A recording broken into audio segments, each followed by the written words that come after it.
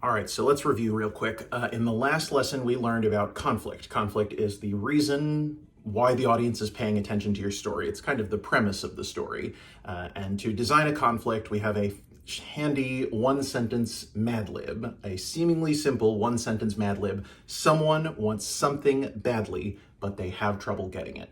The someone who wants something badly is called the protagonist. The thing that they want is their objective. The reason why they want it badly is their motivation, and the trouble that they face is their antagonism. Once you've designed a good conflict, you're off to a great start, but you don't have a story yet. What you're missing is the plot. What happens in the story? What happens when the protagonist tries to achieve their objective? What happens when they face their antagonism?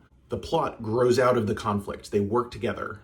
You can't really know what your plot is until you have a conflict, and you don't know what happens with the conflict until you have a plot. But once you have a conflict and a plot together, you have a complete story.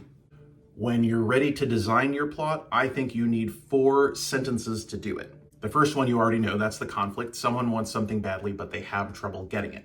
Next, we've got the exposition.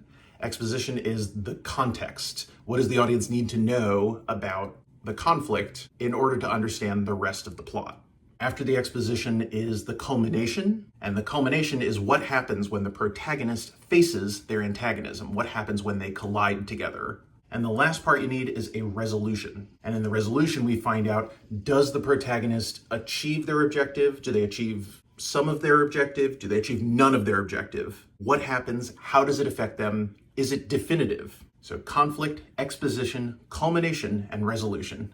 An entire story in just 4 sentences. So now let's take a look at how I think about each of these components of a plot when I'm filling out this story chart.